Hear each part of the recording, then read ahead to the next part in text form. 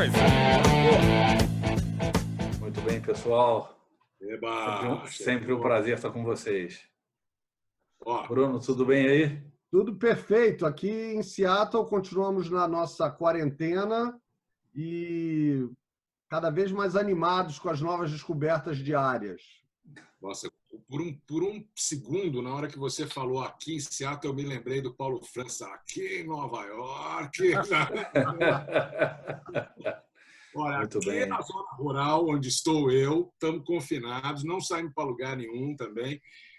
Pessoal, antes da gente começar a conversa aí, para valer, só rapidinho, para quem está vendo a gente, eu acho que é legal. A gente, da outra vez, semana passada, a gente começou a gravar e virou essa história de voltar toda semana. O que é o propósito dessa conversa aqui, né? Então, faltou, acho que talvez, para a gente dizer para quem assiste a gente, que isso aqui é uma conversa informal, espontânea, como se a gente estivesse num restaurante trocando ideia. E você que está vendo a gente aí também vai se sentir assim. Então, a ideia é essa, sempre com um tema que possa, de alguma forma, direcionar a nossa conversa e onde não há certo nem errado e nenhuma opinião definitiva. Aliás, a gente briga pouco, mas a gente tem algumas diferenças aqui também. Então, eu acho que é isso, né? Podia dar uma salinhada para o pessoal que está vendo a gente. Tá ótimo. Quem começa? Muito Hoje bem. tem chefe. O programa hoje tem chefe. Eu tenho um âncora aí, então vamos lá. O programa hoje tem chefe, o programa hoje o chefe sou eu. Então vocês vão me obedecer hoje pela primeira vez na vida. Opa!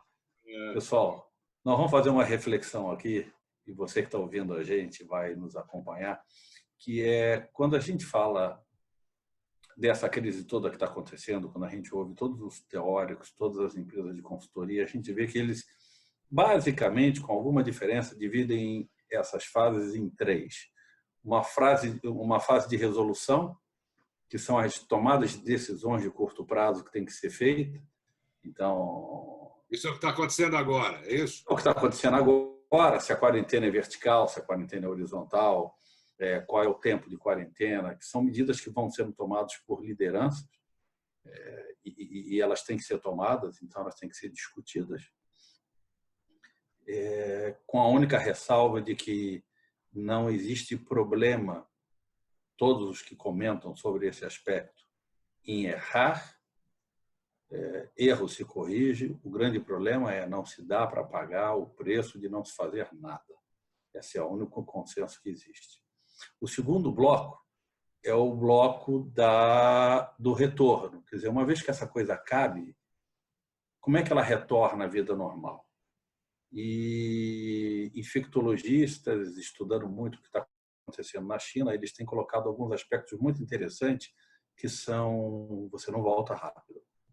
Você não volta a partir dos primeiros sinais de que você começa a controlar esse processo. Você tem que voltar com muito cuidado para não ter uma segunda onda de reinfecção e aí essa onda pegar o doente, que somos nós e as nossas economias, mais enfraquecidos do que da primeira vez. Então, ele tem que ser muito cuidadoso e normalmente acompanhado de cuidados médicos, como capacidade de testar num volume muito grande, porque se ele surgir, você pega rápido e você é mais ágil do que a propagação do vírus.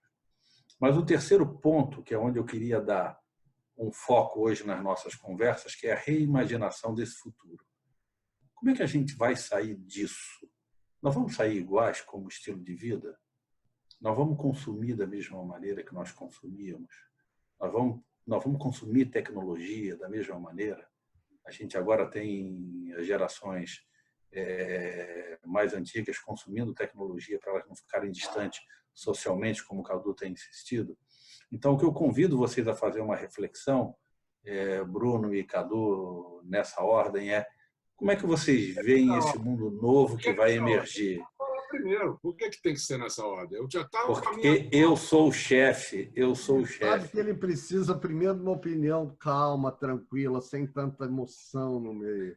Você sabe que eu queria começar, eu tenho duas visões disso aí, as hipóteses que nós temos se a gente sair dessa ou se isso se estender e, enfim, se aprofundar, né? São duas possibilidades. Hoje eu queria começar dividindo com vocês um texto que me foi enviado pelo Guilherme Rangel, que está assistindo a gente, gostou muito aí do primeiro programa. Guilherme, o homem da O storytelling da ficção científica aplicada à cultura organizacional. Vamos ter que trazer ele aqui para conversar. A gente vai ter que trazer ele aqui em algum momento. E ele me mandou um texto de uma poetisa americana chamada Kitty O'Meara, que fala o seguinte, eu vou ler um trecho rapidinho.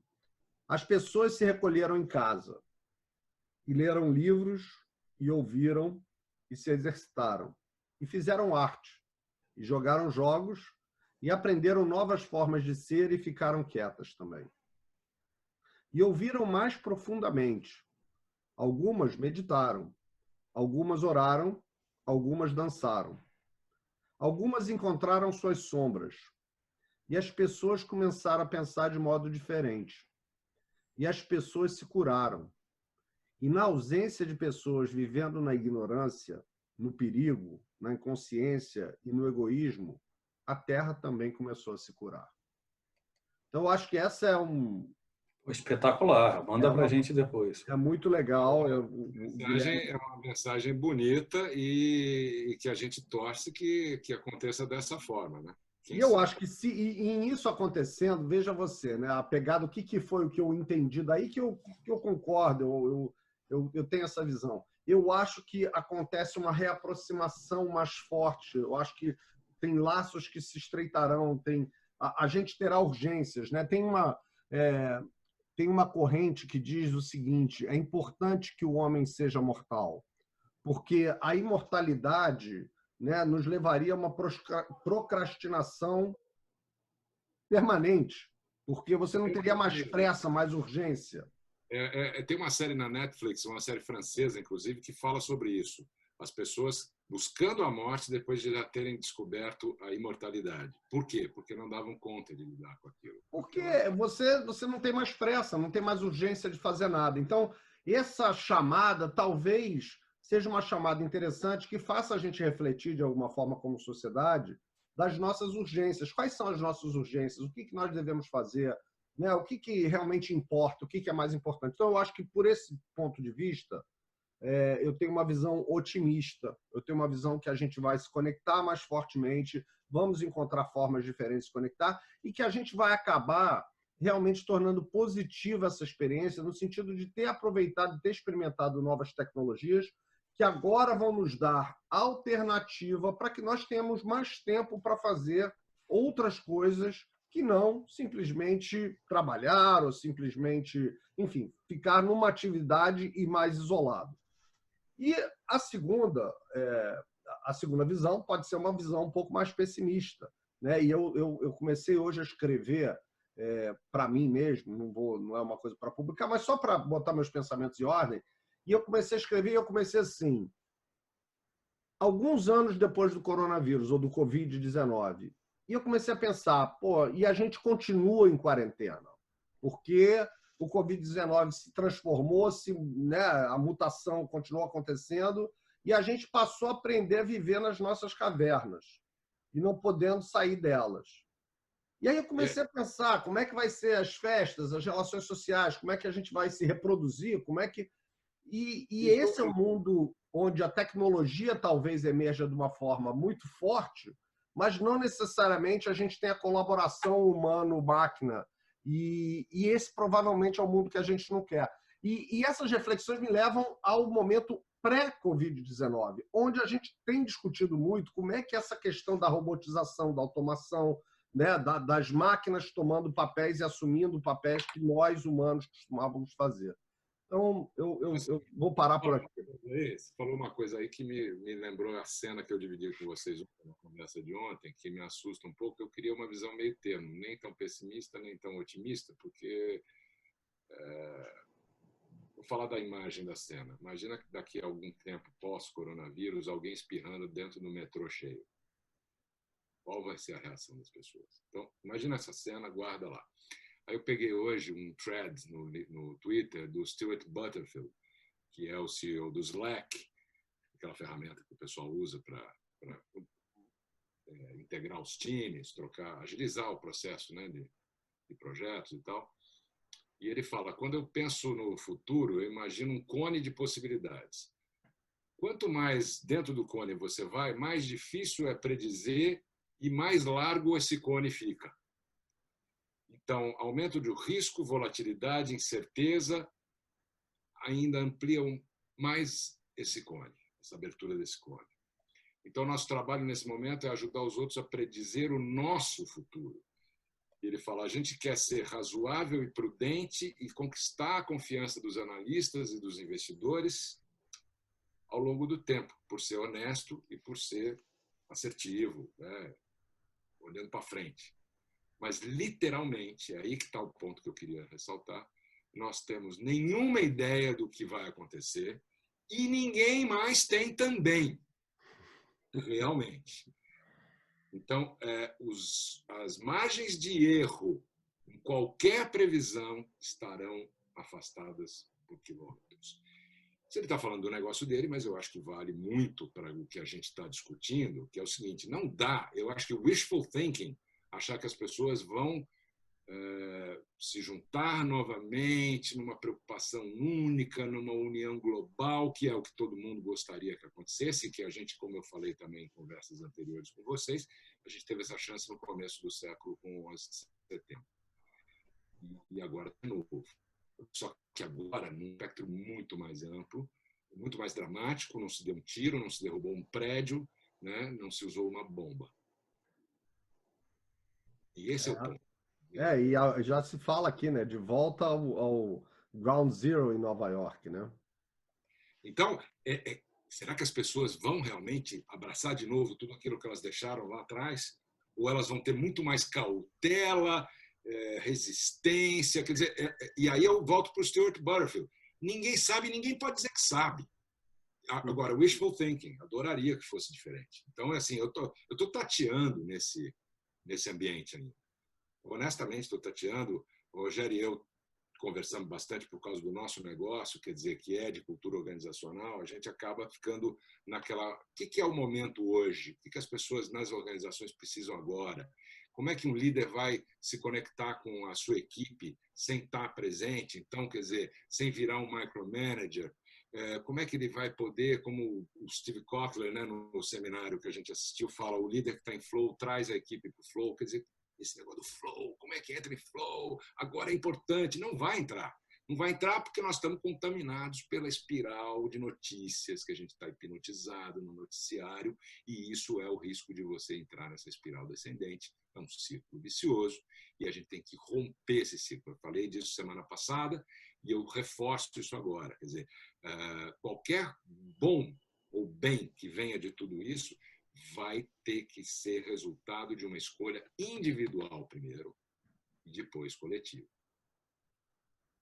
Eu achei interessantíssimo o poema do Bruno, porque eu participei de um debate de psicólogos, ok? E os psicólogos estavam falando do que eles estão achando na medida que eles conversam com os seus pacientes.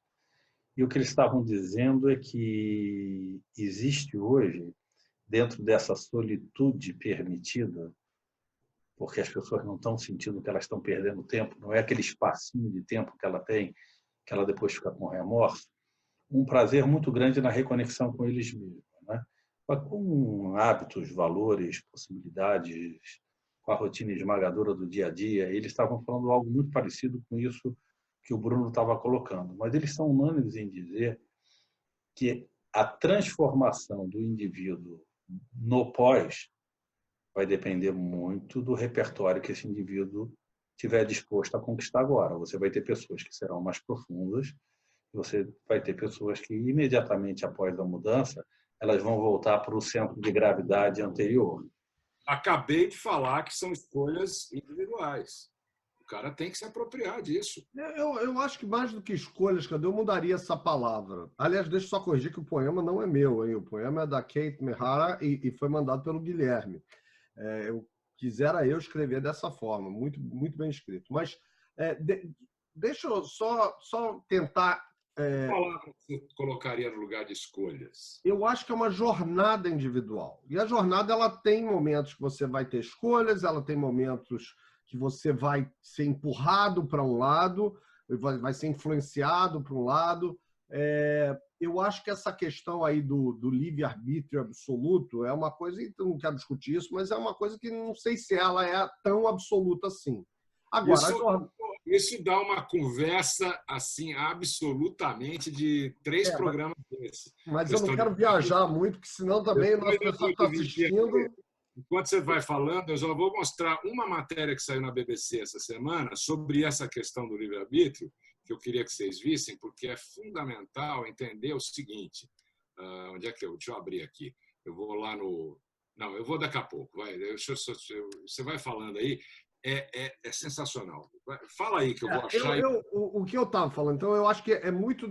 Eu acho que é uma jornada individual. E a jornada, ela é composta, sim, de escolhas, mas também ela é composta das experiências que você vai vivendo e que não necessariamente você escolhe viver.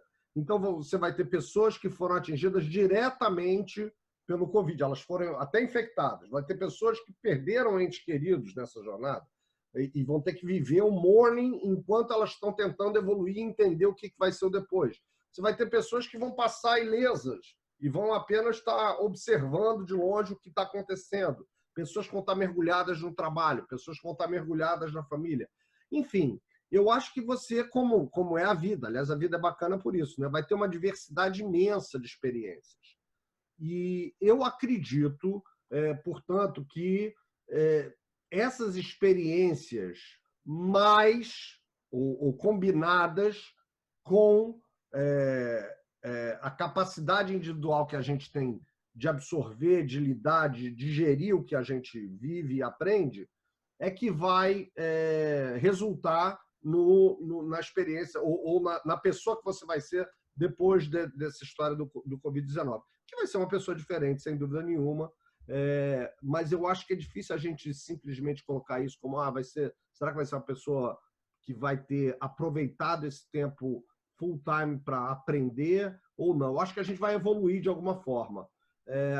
O grau de evolução vai depender muito da experiência que a gente vai ter vivido. Então, eu vou mostrar para vocês aqui, só para não esquecer, depois a gente põe o vídeo para quem quiser vir. A estranha ideia de que nós não estamos controlando nossas mentes. Isso saiu essa semana na BBC, é um vídeo de 8 minutos que fala, inclusive, sobre a questão, ele fala aqui, a parte 1 de 3 partes da neurociência por trás do entendimento do que é o free will, ou o livre-arbítrio. Então, fica a dica aí. Legal. Ele defende a ideia de que a gente tem controle, é isso? Não, é exatamente o contrário. O contrário, tá bom, tá bom. Legal. Okay. Inclusive, eu vou sugerir, Cadu, que a gente coloque na descrição do vídeo aí esse link. Legal. Aí o pessoal que quiser assistir, pode assistir. Eu vou colocar também, vou passar o link para o poema que eu li agora e da autora, porque aí vocês, quem quiser, pode ler o poema inteiro. O pessoal sabe que a gente está gravando isso, a gente ainda não está ao vivo. Uma hora dessa a gente vai fazer uma grande live que vai durar mais tempo e tal, porque agora o chefe disse que a gente tem meia hora só. Então, meia hora no máximo. Eu vou, na edição, quando eu editar esse vídeo de hoje, que eu pretendo subir ainda hoje, eu vou colocar no final as referências. Ok, agora deixa eu fazer uma provocação. A gente falou muito sobre o aspecto humano, sobre essa questão do aprendizado que a gente está introjetando nesse período. Eu queria falar um pouco sobre o aspecto de consumo. Imagina que vocês sejam CEOs de empresa. Com o que vocês estariam preocupados no pós? Com o que vocês estariam preocupados? O que mudou no consumo dos clientes de vocês, na opinião de vocês, nesse consumo de tecnologia, nesse tempo que eles ficaram guardados pedindo por chat? O que vocês têm para dizer? Cadu, você quer começar agora? Eu tenho uma opinião ainda não formada, né? Mas a sensação é que vai mudar muita coisa na questão do consumo e é uma ótima oportunidade que mude mesmo, né? Primeiro, para um consumo mais consciente, uma coisa que não vai menos por impulso. Quando você está fisicamente num lugar, especialmente no supermercado antes do almoço, você acaba comprando muita coisa por impulso. Então, eu estou dando um exemplo bobinho, mas o fato é que se a gente tiver um consumo mais focado remotamente, a gente vai ter, talvez, creio eu, penso, gostaria que mais consciência na hora de comprar. Então, isso pode ser que mude. E, evidentemente, que aquela situação que a gente mencionou no bloco anterior, aí, na pergunta anterior, ela pode ser uma verdade. Falar, por que eu vou na loja? Vou comprar por aqui. Eu estou falando de produto, mas isso pode valer para qualquer coisa. Inclusive no nosso mercado, que vende serviço, cada vez mais, ainda mais. Que o Zoom que o diga, né, que passou a valer 38 bilhões de dólares anteontem, o remoto, né? Enfim, mas ainda estou trabalhando isso, não estou ainda muito claro, mas eu gostaria muito que o consumo fosse mais consciente, porque é uma grande chance que a gente tem de mudar várias coisas que estão erradas no momento da condição humana. Eu acho que essa pergunta ela é fabulosa, ela é muito interessante. Eu realmente acredito que essa é uma chance de experimentação para um monte de gente que ainda não tinha aderido ao online, e é uma chance de aprofundamento ou até de pesquisar mais opções para quem já compra online, né? A compra online, aqui onde eu estou, nos Estados Unidos, ela é bastante popular, sem dúvida nenhuma. A Amazon ainda fatura, se eu não me engano, metade do que o Walmart, por exemplo, fatura no total, mas você tem que ver que essa diferença, a maior parte da diferença está em groceries ou em perecíveis, uma coisa que, de novo, nesse momento a gente vai testar isso aí, porque tem um monte de gente, inclusive um monte de gente voluntariando para fazer entregas de perecíveis. O que é aquele conceito que foi testado, de certa forma, de você mandar as suas compras para uma pessoa mesmo que vai comprar aquilo no seu supermercado mais próximo e entregar para você. Enfim, eu acho que vai ter um aprofundamento do comércio eletrônico, e eu acho que enfim, todos os grandes eventos mundiais sempre resultaram em progressos grandes, né? Eu acho que agora tem-se um esforço muito grande em buscar vacinas, buscar máscaras, etc. Eu acredito, aparelhos de ventilação, eu acredito que a gente vai ter um salto nessa área de healthcare, que eu não conheço tanto, mas eu tenho certeza que a gente vai ter um salto tecnológico e de produção de insumos que vai provavelmente baratear e massificar e aumentar nosso poder de reação. E eu acho que, do ponto de vista de consumo, se eu fosse CEO de uma empresa, eu estaria muito preocupado ou eu investiria mais rápido ainda em testar as minhas opções do que a gente chama de last mile. Porque o last mile é o grande negócio, né? Como é que você entrega para aquela pessoa que está morando, enfim, numa casa, num bairro isolado ou numa casa no meio de uma cidade grande, enfim. Como é que você chega na porta daquela pessoa, na porta daquele apartamento? E existem várias experiências sendo feitas hoje em dia, inclusive experiências com robôs, experiências mistas, onde você tem as pessoas feeding ou alimentando aqueles robôs que são os robôs que vão fazer a entrega do last mile. Só que ainda tem um challenge, o desafio enorme é que, por exemplo, os drones, os robôs, como é que eles chegam e navegam quando tem, por exemplo, um robô, tem uma escada para subir, e se o robô não conseguir subir escada? Tem um elevador que ele tem que apertar o botão do elevador para entrar e para subir, para conversar. Quer dizer, tem ainda algumas coisinhas aí que tem que ser ajustadas. Então, eu, se fosse CEO hoje, eu estaria testando isso a rodo, porque, obviamente, é o melhor mercado para se testar isso agora, né?